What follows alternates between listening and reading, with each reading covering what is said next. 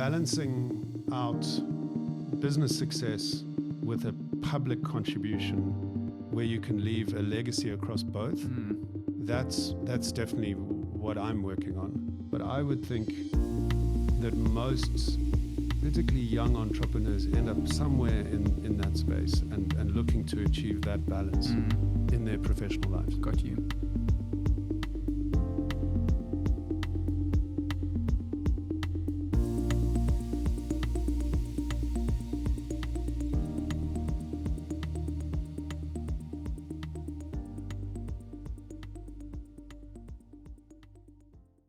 Hello and welcome to the Real Good podcast by Neighbor Good, a podcast designed for the next generation of property entrepreneurs and investors, where our guests share with us their stories, their strategies, and their tactics about all things entrepreneurship and property investment related. My name is Murray Clark, and I'm your host. And today we have with us an extra special guest, Tim Harris. Tim Harris was the CEO of Wesgro.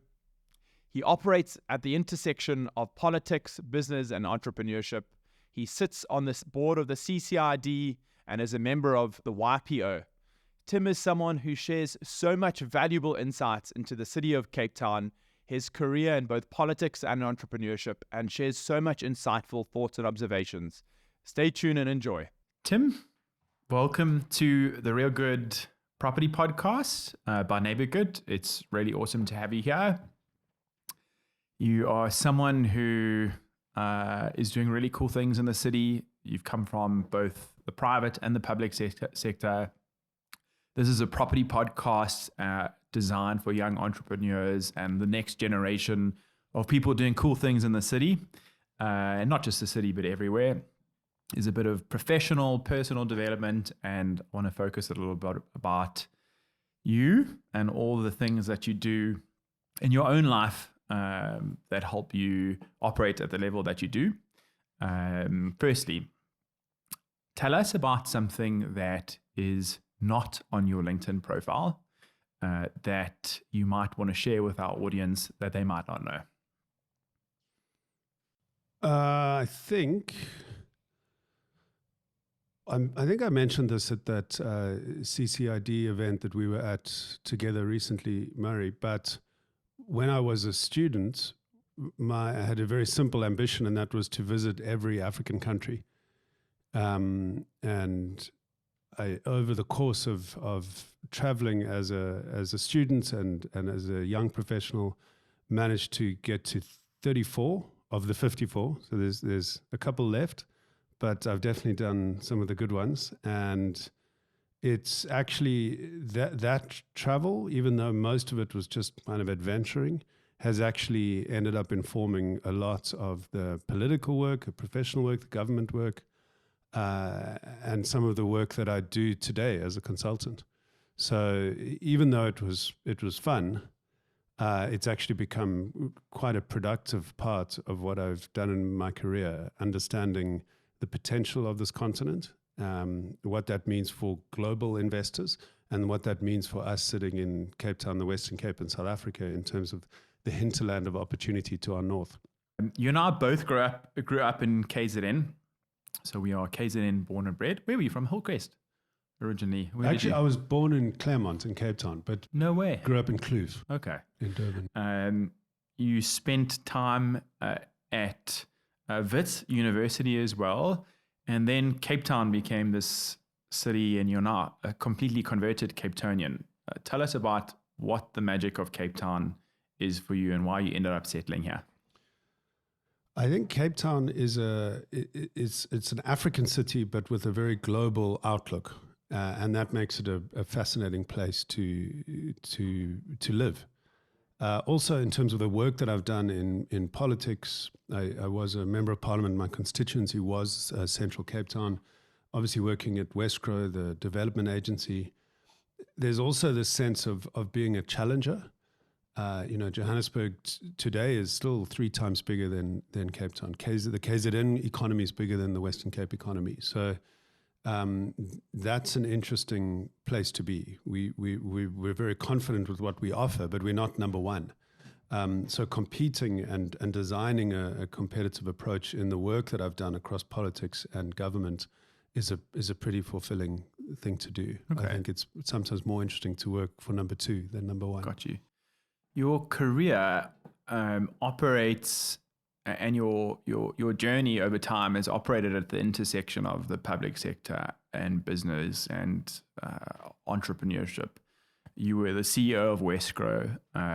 You were able to accomplish insane things during your time there. You've got a really cool future ahead of you now as the chairman of the SA Tourism, which is super exciting for us, knowing what you've done before with Wesgro and how important tourism is to the South African economy, to the Western Cape economy. Out of those things, entrepreneurship, the public sector, being in parliament, which do you find the most rewarding? It's not often that you see someone who's operated across all three, except for Donald Trump, which is not the best example to use. But I'm interested to see from your perspective, which have you found rewarding, and which aspects have you found rewarding? I think the most interesting space is the intersection between government and business. And if you think about it, it's a pretty dysfunctional space most of the time. There's high levels of mistrust between government and business in the country. I think sometimes businesses have a sort of public affairs manager or stakeholder relations person that they leave to manage government while they grow their businesses. And actually, when we were sitting at Wesgro, that was often a kind of constraint. Actually, we couldn't get access to CEOs, interestingly, until there was a crisis, right? When we almost ran out of water in the famous Day Zero period. That was when we had all the CEOs kind of working together and in a very open and constructive interaction with government. But what was interesting about that was how we built those relationships and those structures that we could then repurpose when we went into COVID. So sometimes that interface between government and business is kind of fixed in a crisis. And then the challenge for government is to maintain those structures to be resilient for future crises. So that was definitely part of the lesson going through probably more crises than any other region in recent years. Politics itself is fascinating. I think it's a pity that that political life is not attracting the talent that it used to, certainly in the first democratic parliament, where there was a sense that a parliament was made up of the best and the brightest of the country. That's declined as parliament's role in our democracy has declined. But I know there's a lot of good people there now that are building that back up. And I think particularly when you look at the politics through this election coming, and there's a lot more fluidity, I think you're going to see Parliament rise again as a much more relevant piece of our democratic infrastructure. But yeah, I think I've never really been an entrepreneur myself personally, but certainly in the public work that I've done, the most interesting spaces are where you're trying to build bridges and collaborations between government and business. Got you. How would you define success in your life? And what steps are you taking to achieve it? Wow. I think so. I'm a member of YPO, which is a kind of global organization of people who assume big leadership positions at a young age, really. And it's been fascinating for me to be with the group of business leaders and entrepreneurs that are really global and really building impressive businesses, and seeing how much of their time they spend thinking about impact and legacy. It's it's an interesting thing because what happens, what I've noticed is entrepreneurs, they achieve mastery in their business and profitability, and then they start to wonder, well, what impact am I making on society and on the place and on communities? And I think it's quite rare that you get businesses like yours that are kind of built around purpose first. That's a relatively new way of doing business. So I think what you find is a lot of entrepreneurs who say, right, the business thing is done, and now I need to think about legacy. And then many of them think about public life and politics. So I'm also an advisor to a group called Harumbians, which is a club of founders, really, entrepreneurs and founders across Africa. And it's always fascinating to me. These guys are building these incredible tech businesses, raising a bunch of money and kind of growing globally from Africa. And a really high proportion of them are just interested in how they can get into politics.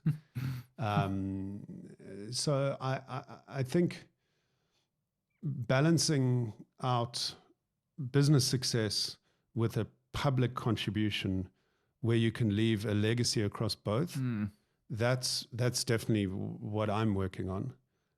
My career so far has been almost all about the public. And I need to build out more of the business impact. But I would think that most, particularly young entrepreneurs, end up somewhere in that space and looking to achieve that balance in their professional lives. Got you. Setbacks. I know it's a cliche and entrepreneurs have a lot of them. I've certainly had a few smattered across my 15, 20-year career.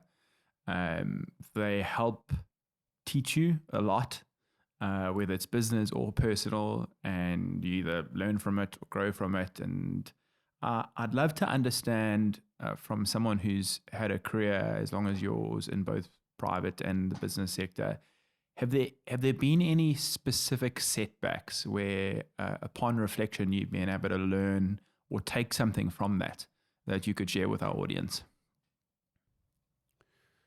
I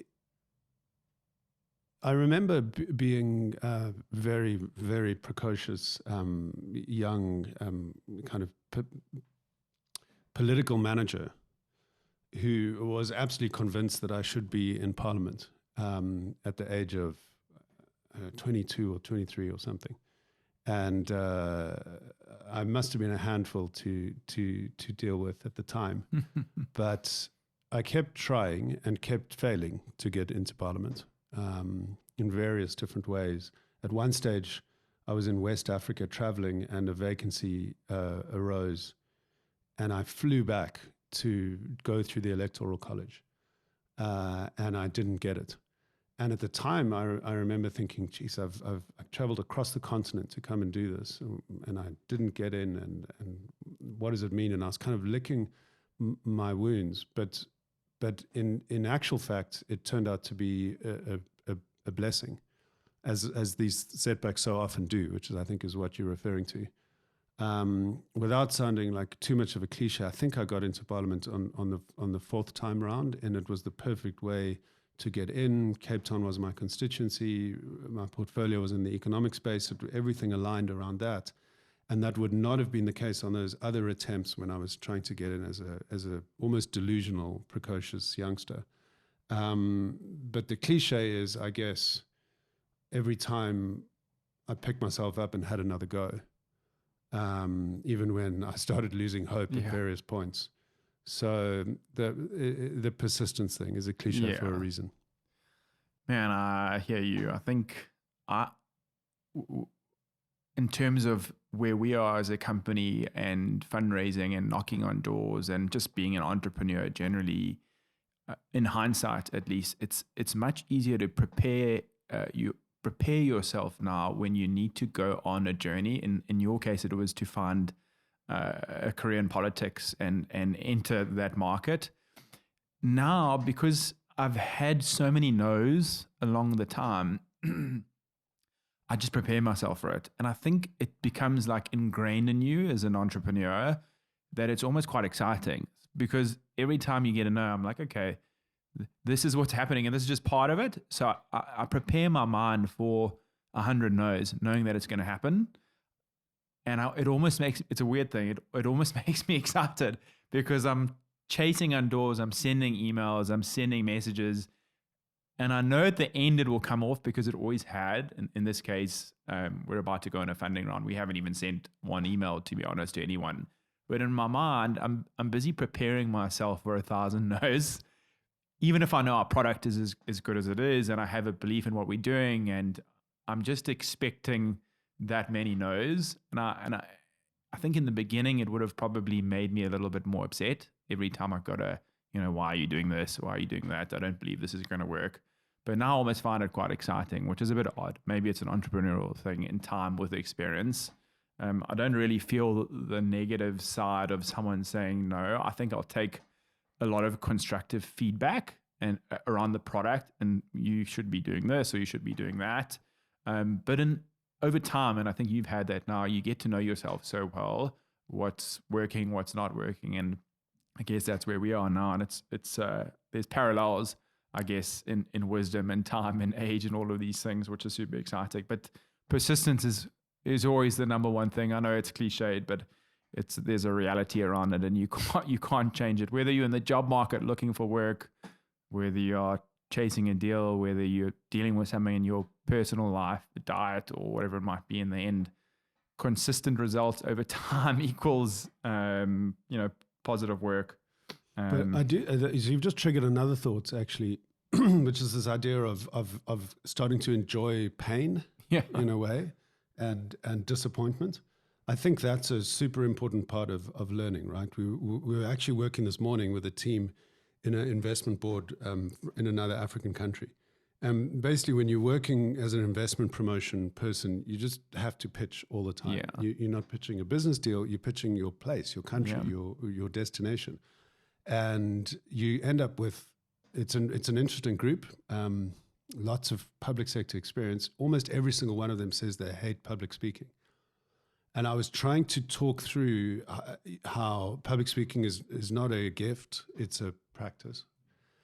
And how every time you stand up, when you feel that fear that you do, everyone does, even very experienced public speakers, that what you learn to do through repetition is kind of enjoy it in a way that builds your confidence, which then means you speak more effectively, so you get the reward. And it's that repeated practice, embracing the fear, that makes you better.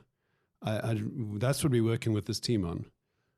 But I think the way you expressed it now is it's a very powerful way of understanding it. I'm definitely going to use that if you don't mind. Yeah, of course. It's like just a shift. It's definitely a shift in mindset after a long time. And I think it's just eventually it becomes ingrained in your system. And you either love it or learn to love it eventually. And I think I'm weirdly enough starting to love it, which is odd.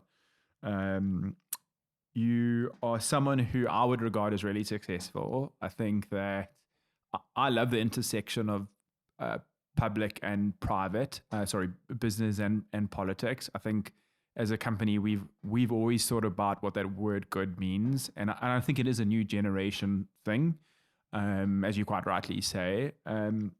In your daily habits, in your common routines, in the way you look at your day, and what are some of the things that you do at a routine level that help you operate at the level that you do? Look, the reality is I've got a longer list of kind of aspirations and hopes than things that I actually managed to do. But I can tell you what the dream is. I mean, there's one of the benefits of living in Cape Town is being close to nature all the time. And we live in Tumberskloof, right on the edge of Table Mountain, and my wife's better at it than I am. But just spending time out in nature every day is obviously one of the reasons why people choose to live here, and why it's a fulfilling place to live. For me personally, I'm an ocean guy. So growing up in Durban, my aspiration is to surf once a week. I'm probably managing it once or twice a month at this point, but generates a lot of energy from that. I'm currently microdosing psilocybin, which I think is very interesting, and I find it quite it's quite helpful. I don't know if you've ever tried. No. What is it? Read about it, but yeah, it's becoming more common. Essentially, it's a very small dose, that's an imperceptible dose of mushrooms. That just I think the way people describe it is you don't really have a bad day. Everything is just slightly lifted. Okay. And I feel like I'm slightly more energized, slightly more alert, and slightly more open to anything. Okay. So that's been interesting just for the last few weeks. And exercise, I used to train quite a bit, but I've pretty much abandoned all of it and just do yoga a couple times a week, which is almost entirely about preventing stiffening up and becoming an old man. But I do find it it's quite an interesting practice because it's as mental as it is physical, and kind of working out how that works. I'm very new. It's been about a year or so, but that's quite fascinating. That's amazing. I always find that books are life's cheat sheets. I'm now getting to use Audible a lot more. I listen to a lot of podcasts. And I just find that you are able to take so much from the time that you spend reading or listening to something. It is, for me, been the fastest and easiest way to learn outside of having conversations with people and listening to them and hearing their wisdom. Are there any specific books or podcasts or anything interesting in media that you could recommend that you've read over the last year or two or few years that you could recommend to our audience, and why? I think a lot of South African entrepreneurs and sort of aspirant business people and even politicians could benefit from looking back a little bit more. I'm currently reading my good friend Michael Cardo's book on Harry Oppenheimer. And it's really fascinating, and particularly when you start to understand how we got to where we are, but through the lens of arguably the ultimate business titan and business dynasty in South Africa, and the extent to which his life was lived at that intersection between politics and business. I just find it's a really fascinating story and relevant to pretty much anybody who's interested in politics or business, but particularly if you're trying to grow a business, understanding how the Oppenheimer family built one of the biggest businesses in South Africa through times that were very different to what we're facing now, but where there's very strong parallels. I'm currently about 3/4 of the way through his book. What are some of the parallels out of interest? I think you'll sit in South Africa today and you'll read the news and you'll listen to people at Bry's and you'll think we're on the cusp of disaster, But Jan Smuts said in South Africa the best and the worst never happens. And I think when you read through the last 100 years of South African economic and political life through the lens of what Harry Oppenheimer did, you realize that that's just the constant for South Africa. We are always like that. And it's frustrating because we never achieve the potential that we could. But also the worst never happens. Smuts was right. So there's something in that. There's something in that in terms of backing ourselves as a country, backing ourselves as entrepreneurs, and recognizing that there's always some degree of chaos, but there's opportunity in the chaos. And nobody built a better business in the midst of chaos than the Oppenheimers. And there's some very relevant lessons for entrepreneurs even today, building in the chaos that we are in now. 100%. I love that. I want to ask about a dinner party. And if you had one with 3 people, dead or alive, who would it be and why? Oh, wow.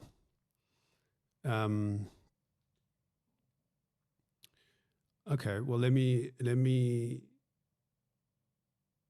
start with Smuts then, since I've just quoted him. I think he's under recognized in political life today. I mean, an unbelievable contribution, not just to the country, but I mean, in some ways, the kind of father of the UN and of kind of global coordination. I think it would be really fascinating to sit with him. Also, I think commonly regarded as one of the smartest political leaders we ever had. Obviously, he couldn't see far enough to a multiracial democratic South Africa, and that's his big flaw that is commonly covered today. But I think just understanding him as a man of his time would be really interesting. I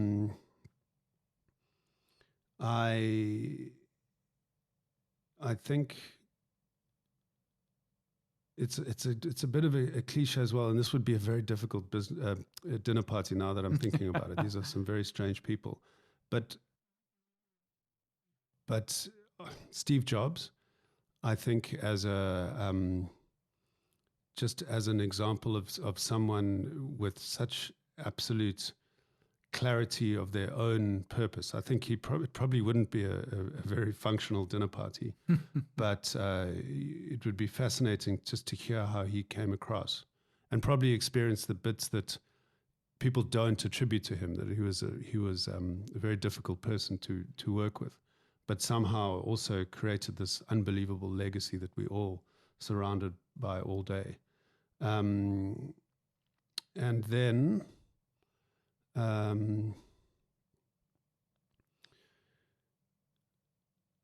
you needed 3, huh? But the 2 you mentioned are amazing. Let's sit with those 2. Yeah, that would be a very cool dinner party. I'd like to be invited, please. And finally, just to end off with one last question, we ask all our podcast guests, and it speaks to neighborhood as a brand and bringing good to neighborhoods. What does being a good neighbor mean to you?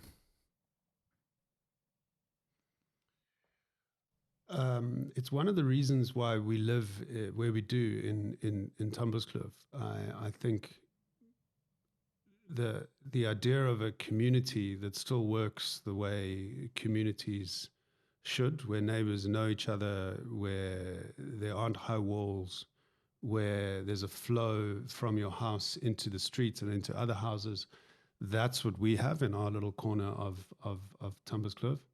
And I think it's also a secret to good kind of urban development in the city center. We were talking earlier about landlords becoming more active and leaning into the streets around them and their interface with their neighbors. I think that's how you build good communities, good, strong communities. And I think it's also how you build an investment case. You know, in our family home, that spirit increases our property values. And in a much bigger way, if the businesses in our city, in our region are behaving like that and worrying about things that they could not worry about if they like, they could lean back, but rather they lean in and worry about the public space around them. I think that's how you build strong communities and actually in the end generate a lot more investment value from your assets. Awesome. Tim, thank you so much for being on our podcast today. We wish you nothing but good energy, man. I can't wait to see what you're going to do with the rest of your career. Massive supporter and looking forward to seeing the next chapter of your journey. Thank you for coming. Thank you. Thanks.